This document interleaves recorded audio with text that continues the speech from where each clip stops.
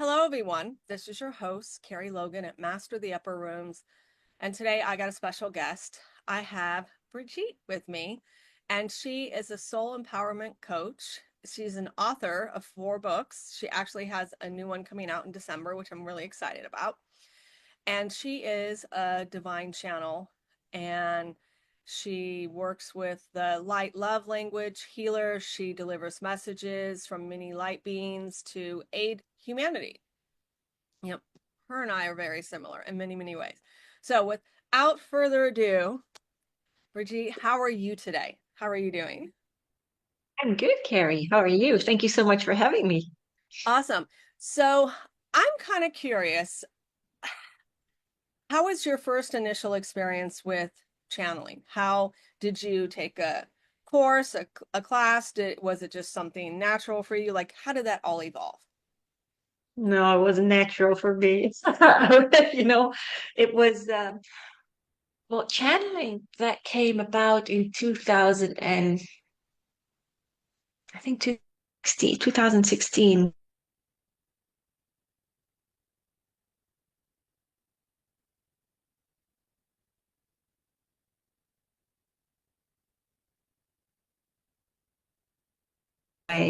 And I was so down in the dumps and so depressed. I was screaming and crying at the universe. And trust me, I was somebody that we don't always realize this, Carrie, but we enable people, right? Because Yeah, we try to be their savior. We try to help them.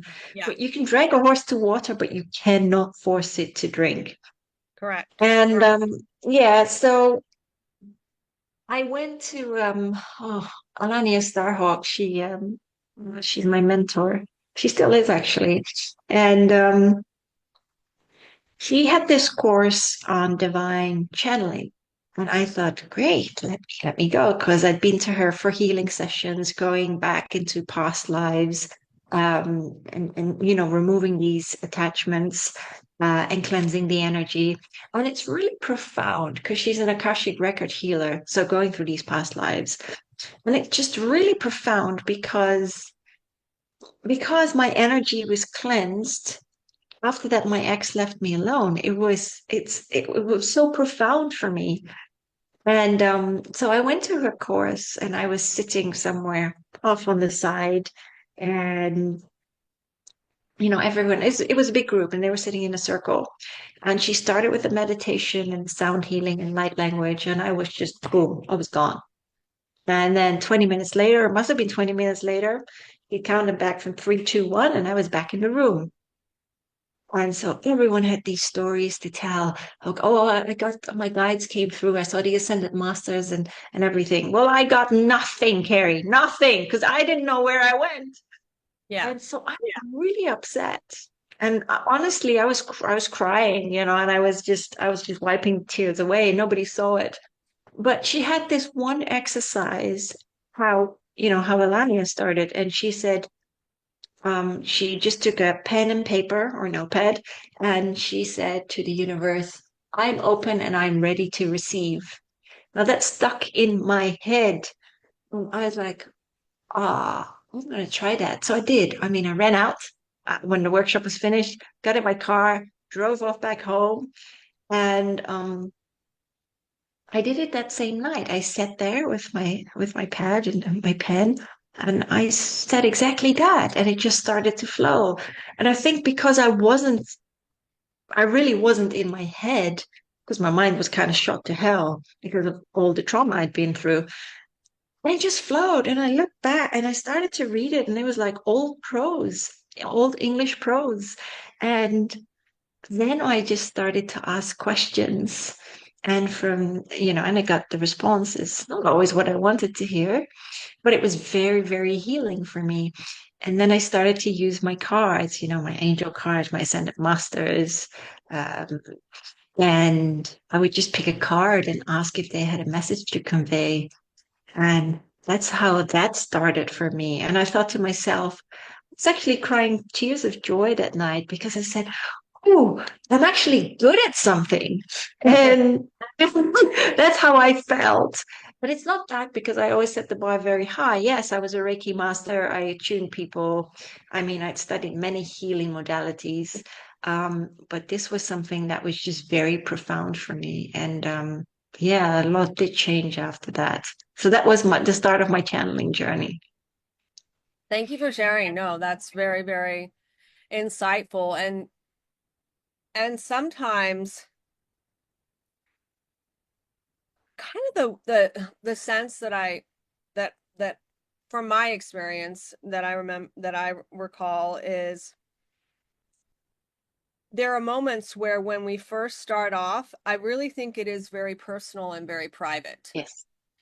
Yeah, very personal and very private. And sometimes when you're in that group setting, it just you're it's like, no, this is not the place to do this. This is an Yeah. intimate conversation. It's not a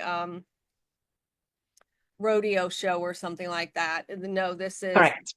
yeah. And so I remember one time being at a group thing too, and nothing happened. Nothing happened. And I was just like, oh, and same exact experience. And I did one time, like kind of one person would channel and we would ask what, so I did it one another time with another person Yeah. getting, that down. But I always like to say it's like building a muscle when you go to the gym. Yes. If you're not consistent, you're not really building that muscle. And two, it's an agreement, a contract, I like to say, that you're making with them, or at least for me, because when I really got into it, it it kind of like became a marriage where it's just there all the time. It's just a part of who I am, but that progresses just like with that Yes. muscle. So is that the same for you? It is the same. It's, Okay. it changes. And I love that. I love that. Yeah. Well, and sometimes I've noticed when I'm, let's say, channeling with for another person, they know that other person so well. So they know you got to use humor with that person or you got to be direct with that person. I know you're laughing. It's so funny. Or you got to swear with that person because they're in potty mouth. I know it's hilarious. But yes, they know um people a lot better. So thank you for laughing Yeah. at that and smiling. And It is, but it's do you true. know what? So can I just say something? So it's the same with light language. When I do sessions, sometimes it gets really loud. It just, I do not like to differentiate any of the light beings. Sometimes I will see who comes through and I will tell them, but it's like I get the messages and I need to tell them right there and Yeah. right then because otherwise I forget. Even though it doesn't make sense to me, it will make sense to that person. Um, and sometimes they will come through with stuff. It's like, what? Um, or it's like, you need to take these supplements, and they're really forceful in my face sometimes. It's like, you really need to tell that person. And I do. Yeah. No, thank you. Thank you for sharing that because there's other people that I've interviewed and talked to, and sometimes when our intuition or our higher self is pretty serious, it's like, no, you do need to take those supplements. Yes, you do need to exercise. Yes, you do need to get better sleep. It's kind of like a nagging mom or Yes. nagging ex Yep. sometimes. And and you're right. Sometimes I'm very blunt with the people, with the clients, because it's not me, it's Right, them. right, right. No, and it's kind of it's like they're the ones that know how to get through to that person. And you can, Yes. some people you have to be direct and blunt, and other And people others, they're not ready, but they can be ready if they you dance around it. And when you get back to the center, then it's like, oh, I get it. So they always have this interesting methodology, I like to yeah. say. Yes, true. Yeah, awesome. So tell me about your most recent book that's coming up. I'd love to hear about it.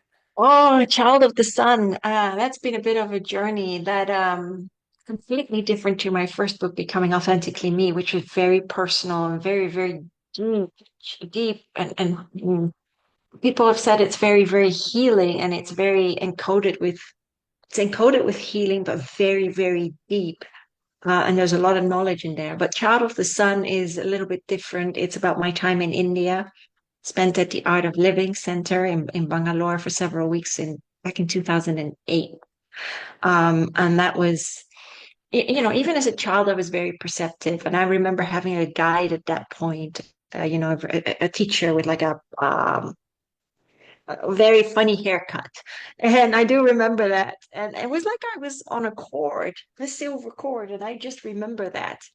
And, um, but yeah, meditation is so important. And that's something that I learned in India.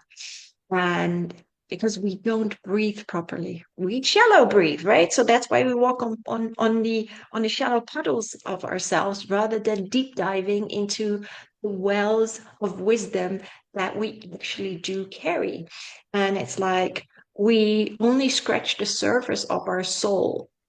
And there's so many pearls of wisdom within us that are waiting to be, I would say, not uncovered, but recovered. Yeah, because we're recovering ourselves. We're remembering who we are and why we came here in the first place. Because we haven't got a clue. Most people haven't got a clue. Yeah, because we're all just working Right. and living. When I say living, well, actually, we're being lived. Yeah, because it's how do I put it? We're taken away from our awareness on purpose. Everything is done by design. But the beauty about it is a lot of people are starting to wake up and thinking, hey, I'm stuck in this loony asylum. It's time for me to hop the fence and see what's up there. Yeah. Yeah, what's real and what's the illusion. And I talk very much about the corporate world, how that's affected me, and how I now understand this is just a stepping stone for what I'm meant to be doing. And I'm working on that because I'm also going to revamp my website, putting packages on there for for people to learn light language, but also to learn how to journal and channel because Yeah. it's all very, very healing. Yeah. And everything, even for me, when I give sessions or I go for a session, everything is I get the benefits too when I have a client, I get the benefits too when I do the light language. But so this book, it talks about mental health issues, it talks about depression, also suicide. I channel many of the Indian deities. They're hilarious. They are so much fun. So I've channeled Krishna, Kali Ma, Hanuman, um, Ganesh, and Shiva, I think several others, but I also work a lot with the Ascended Master Saint Germain and Archangel Michael. And then I've got the Ascended Master Dwight Cool, or as I call him, DK. Also very funny. But life, as they always say, is people take it too seriously and, just take it with a pinch of salt. We get so suffocated in our own dramas that we can't seem to find a way out. But Right. everything is created within our mind. That's the thing. So when we're running on fumes or we're triggered or we've got anxiety, it's all because we haven't healed the experiences that we've held in the archives of our mind. Right. And yeah, and once we do that, once we heal, once we alchemize, these wounds, it's like we start to understand life better. We start to understand our experiences and we let go of that bitterness, all these negative emotions, because it's all about returning to that love for ourselves and each other. And people seem to have a hard time with that. My dad used to say, and he died in 1988, a long time ago. But he always used to say to me and my sister, stand in front of the mirror and tell yourself, I love you. I was like, what? What? Yeah. But, I mean, I'm a lot better now. I don't really carry any bitterness towards anyone anymore because what is the point? What is the point of that? Every experience that comes my way, yes, I may huff and puff for 5 minutes, or 10 minutes, or maybe a day, but then it's just like, it's just an experience. Yeah. What is it teaching me? Yeah. What am I supposed to do with this? It's not. remaining in that victim mode or that victimhood. But it's like, what is it actually teaching me? Yeah. So that's that Yeah. shift in perspective. So this is I know you're going to get this. There's a trait that so many adults love and admire and are actually jealous and envious about. And that is the ability where kids can forgive so easily. Kids play together, they get in a fight, a disagreement. I'm not your friend anymore. I don't want to share my toy. But that child has the ability to what I call to use those tools in 4D human consciousness, which is the courage to realize I still love this person. Yeah, They're still my friend. I still want to play with them. So they need to be brave and courageous. They need to agree to disagree. They need to accept that person as, yes, that person hurt me and upset me, but I love them yeah, unconditionally and I'm going to forgive them and we're going to be friends. And I can say that I'm sorry and mean it, really mean it with my heart. So I think what happens is when that kiddo goes through life and is growing up and experiences any kind of trauma and stuff, there comes a certain point in age. And I'm really glad we as a species are evolving and changing because in many generations in the back, you don't talk about your emotions. You stuff them down. correct. Don't, be a man, don't cry. And we're all just fed this garbage. And so we're not being taught at the young age to clear our energy field because that's exactly what the child was doing. They were clearing the energetic garbage and lining back up to love because that's what, we're beings of light and love. We're Yes, energetic beings having a human experience. And so I love how you say that because think about anxiety. It You have many moments, and that gets stuck in your energy field.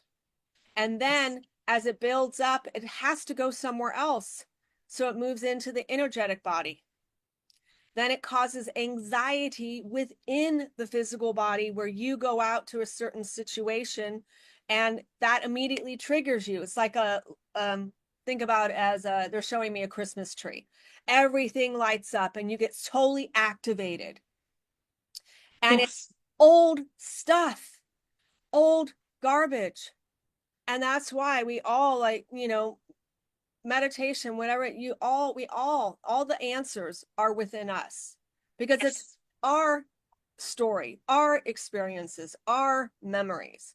And we need to clear it because and this is a beautiful truth.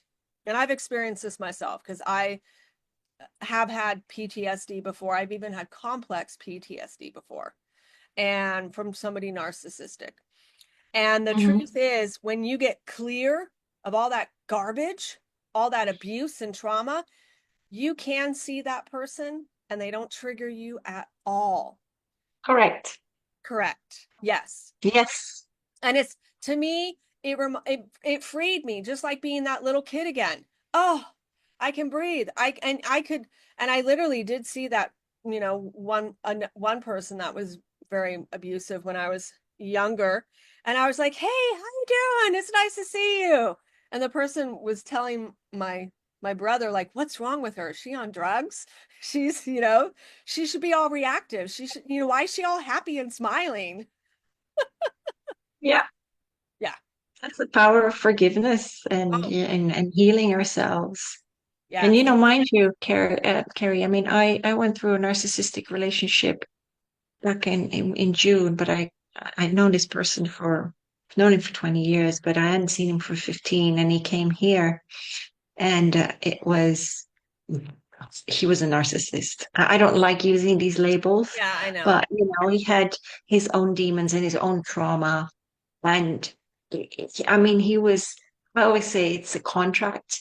And this Yes. was part of my experience. Yes, he was abusive, but he couldn't deal with his demons. and he was just suffering from mental health issues as well. But that's the trauma, that's the unhealed trauma that's Right. just been building up and building up over many, many years. Yes. And so for 3 weeks, I had to kick him out, and he went back to the US. I had no money, and he bled me dry. But the point of it is, mentally, I was fine.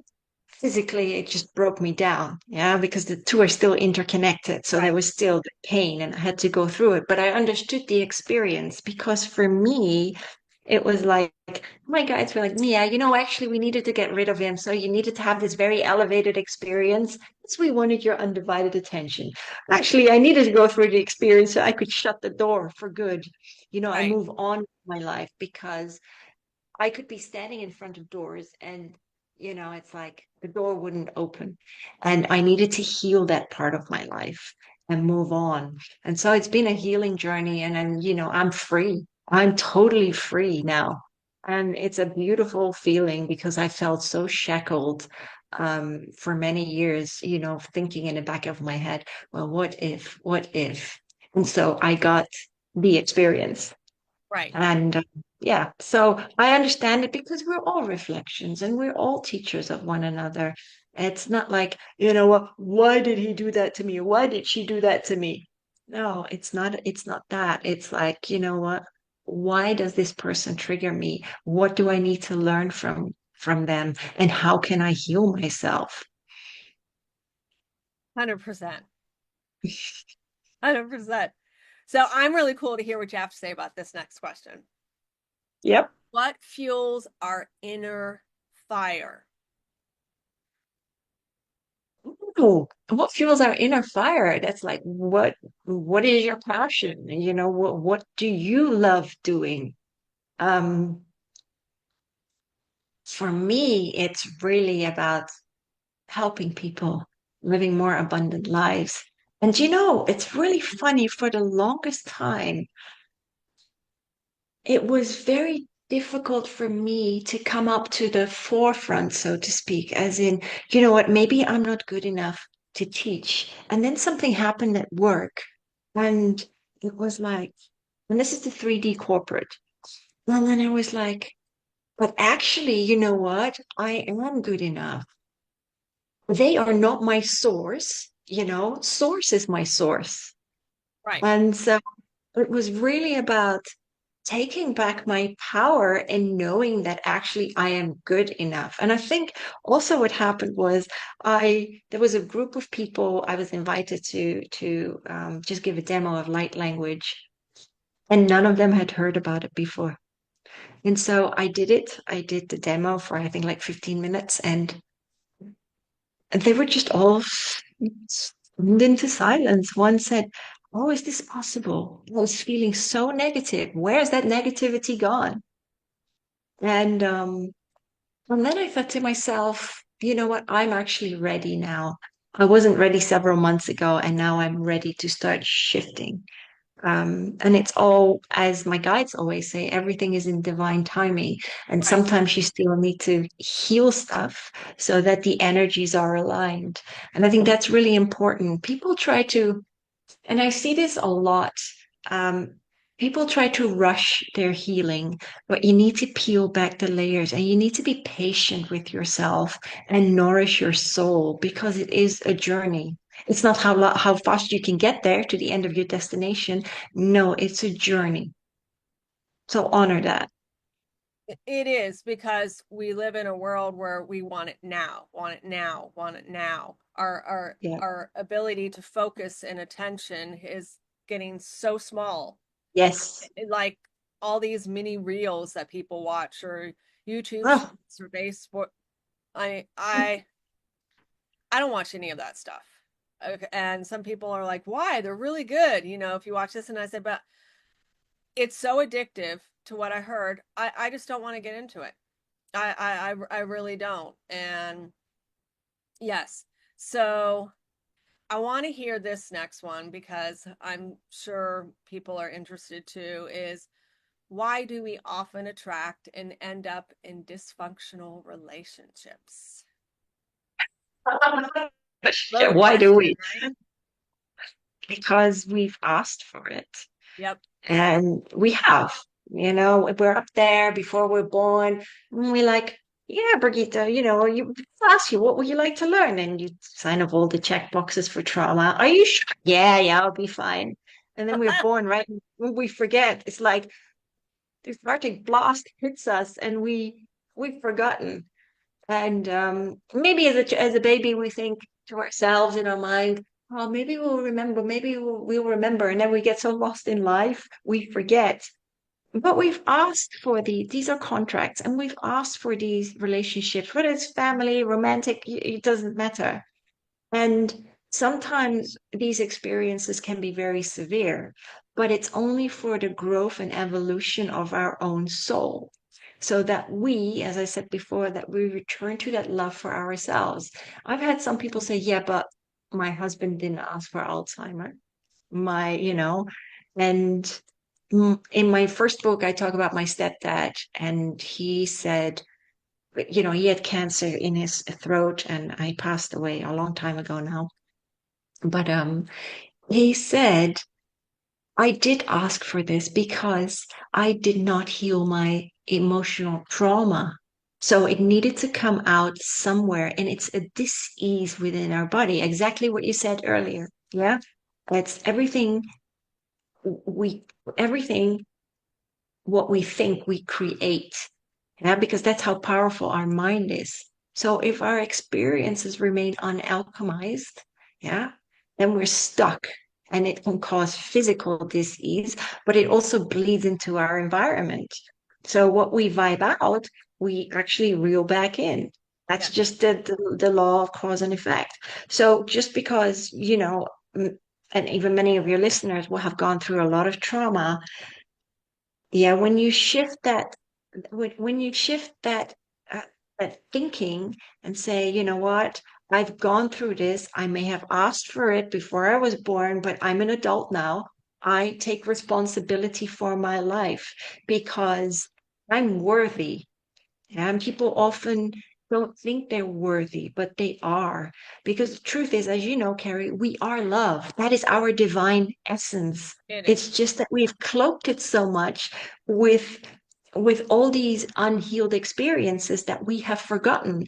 And we walk around like, with the weight of the world on our shoulders. And our guides are like, why are you doing that? Why? You are a divine being. You're awesome.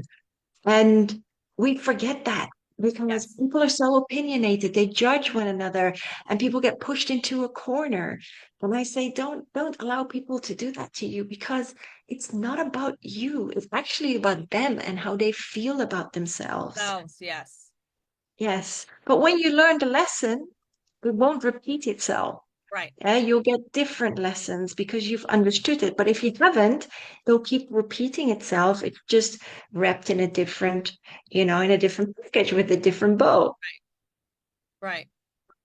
Yeah. It's the way that I understand is when we're up there, we make all our agreements, all our Yes. contracts, the people that decide, okay, I'm going to teach you forgiveness and unconditional love, and you're going to hate me. You're really going to hate me, but I'm doing this because I love you. And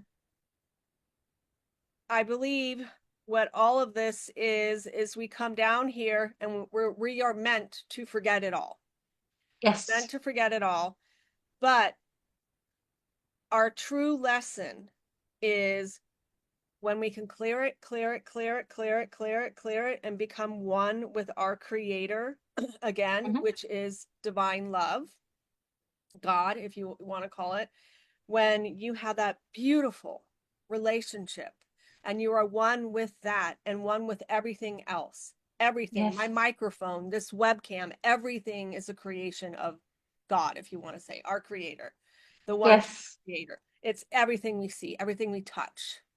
And that's the lesson we're supposed to learn is to shed all of that, all of it, and rediscover ourself again, our authentic self.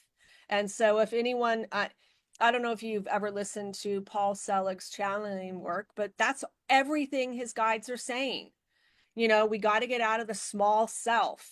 We got to shift Yes, our consciousness, raise our vibration. You've got to let these things go. You've got to align with love, be with love. I mean, it's just like, come on. And it's hard because it's so easy to blame somebody else. it It's is. so easy to be stay stuck in victimhood because some people actually get something positive out of it.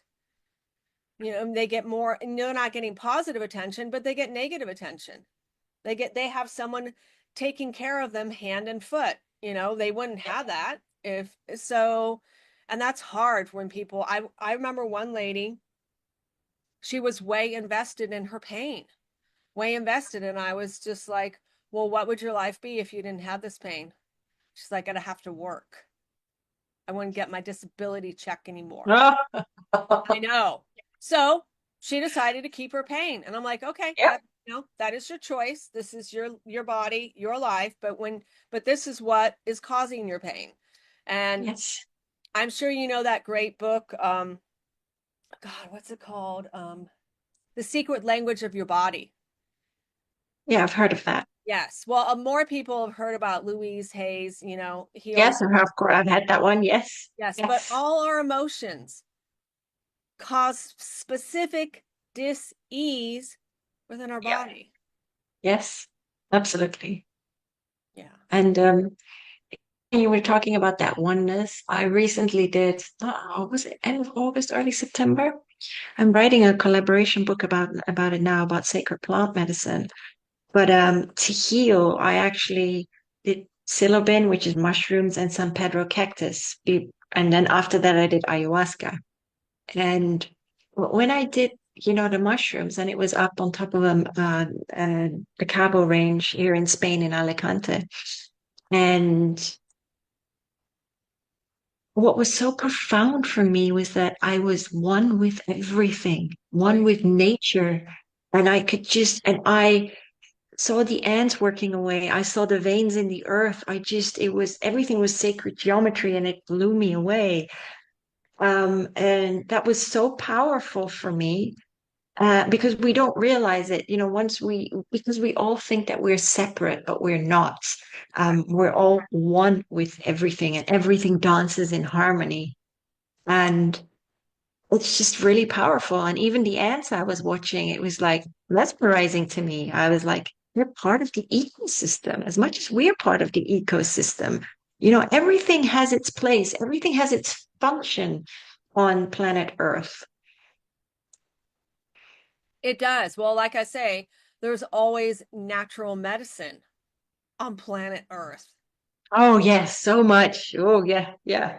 Yeah, I remember one time, and this actually really shocked me, is I was at my husband's family reunion, and there's a couple, married couple. One is an ER doctor, another one is an ER nurse. And I was telling her that because I had to have surgery and I had some pain and stuff, and my acupuncturist recommended California poppy. And she said, yeah, that actually helps calm the body. It's natural.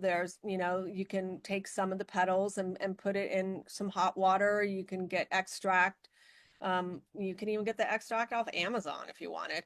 But when I mentioned that to them, she's like, "Oh, do you need a pain medicine?" I said, "No, I have a little bit of California poppy." She ripped me a new one. Was just like, that is so dangerous. She could OD on that. I mean, just like going in it. And I looked at her and I said, well, I prefer alternative methods. Instead of Yeah. taking Oxycontin or something more extreme that could seriously kill me. Yep. And I said, this is something that is from God, and she's like, Yep. well, that woman isn't a doctor, she doesn't know what she's talking about. I said, actually, she does have a degree, and she is a doctor, in Chinese medicine, so she knows what she's talking about. Oh, I don't believe in that degree at all. Uh, And seriously, I was kind of just like, okay, we're not having this conversation because you're on this planet and I'm on this planet, and we, Mars and Venus, we just do not connect. Do you know, I'll say this. So this is in my this is something that I channeled. You know, so the acronym PLANT. I was curious. I was like, what does it mean? And they said, well, it means protect. That plants protect, love, accept, nourish, and transform our souls. Yes. That's what they do. Yeah. That's beautiful. Thank you for sharing that. That's totally awesome. That's so Yeah. cool. And so can I just and ayahuasca for me was a puke fest. I mean, puking because, yes, what did I ask? My intent as I meditated was I would like to have all the unhealed to be healed. Yeah, but it wasn't just this lifetime, it was past lifetimes as well. Right. Yes, I did see Ganesh, I did see the Lemurians, but I was too busy puking for hours and they were really worried about me. And I went to them, no, no, leave me be. I said, I need to walk through the darkness. I need to heal Right. things with it. I just need to heal things. And yeah, it was very, very powerful for me. Awesome. To me, I'm all for ways of healing yourself that what some people might say are isn't traditional, but if it works for you, that's all that matters. If it heals you, Absolutely. it transforms you, and it's not hurting you or hurting anybody else, who's to say it's the wrong thing to do? Absolutely. It's one thing I always say to people, doesn't matter what kind of healing you decide to do, it has to agree with your spirit. And that's the main thing. It's whatever you believe in, follow your own gut. Yeah. No, I hear you. So, where can people find your books, and where can people find you? And I know you're on Facebook, you're on YouTube, you're on Instagram, but Yes. where else can people find you? So via my website, which will be revamped in the next month or so, under powersoulhealing.com.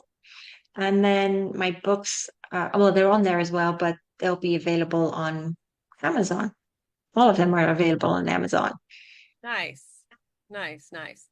So before we end this fantastic interview, do you have any parting words for people? Wow. I mean, I'm going to think now. I always say, do Think you know about what? it. I always say to people, um, always be you, never who the world wants you to be. But regardless of where you are in your journey, take, hmm, I'm going to take it from them up there now. Yeah. They're saying, regardless where you are on your journey of life, don't sit there downtrodden by the side of the road, but look up. Yeah, do not look down, look up. Do not look back to the past. Do not look forward to the future, but embrace where you are in this present moment. Yeah. And embrace where you are and return to that love for yourself. Be in that self acceptance. And it doesn't matter what's happened in the past, it's what you do with your life from this point on. That is what is important because you are never too old to change. Yeah. Change, I mean, you're never too old. That's a human mindset. Right. You are eternal. And so, regardless of where you're at, you know, pick yourself up and commence your healing journey today because you're worthy and you are loved immensely. Even if you don't feel that around you in the human embodiment, know that there are your guides surround you and they love you and they cheer you on from the sidelines. Yes, they do. They do. And they're always there. You just have Yes, they are. ask. That's our biggest problem is we forget to ask for help. Yes. So It's yeah, important to ask for help. And it is. there's one little exercise that I will give people, and it really works. It's where you just sit down and you call upon the unemployed angels in heaven. They're up in the job center in heaven. And you can ask them for help with anything, and you call upon them and you say, I ask the unemployed angels of, of, you can say holy or just unconditional and pure love and compassion to assist me with, and just write it down. And it doesn't matter how many requests you have, just keep repeating it and write it down. And they will be with you in the room because their energy is really strong because they are wanting to help you. Yeah, they are, and that's why I say once you ask, we need to step out of our own way and let Yes, we do. yeah, yeah, We do. then step out of the way, see what Yes, happens. don't control the outcome. Yeah, exactly. Well, and a lot of people want to control the outcome, and it doesn't work that way. No, because you'll be stepping on, like, the universe is your dance partner. Yeah, so let go, just be in the flow. And Yes. if not, you keep kicking the universe's shins, and everything will go to pot. So just be in the flow and just let it go, and get rid of your expectations. Yes. Beautiful way to end, because yes, it's expectations that a lot of times just they they hold us back. Yeah, Yes. because you know what you think you want, you might get something even better than what you thought you wanted. So, well, Bridgie, I am so excited we got to connect again and have this delightful conversation. I hope you have a fantastic rest of your day. And thank you, thank you, thank you. And I will have you come back for another episode because I'd love to. I, I'd love to. I would love to. Okay, awesome. All right. Well, you have a great rest of your day. You too. Thank you All so right. much, Carrie.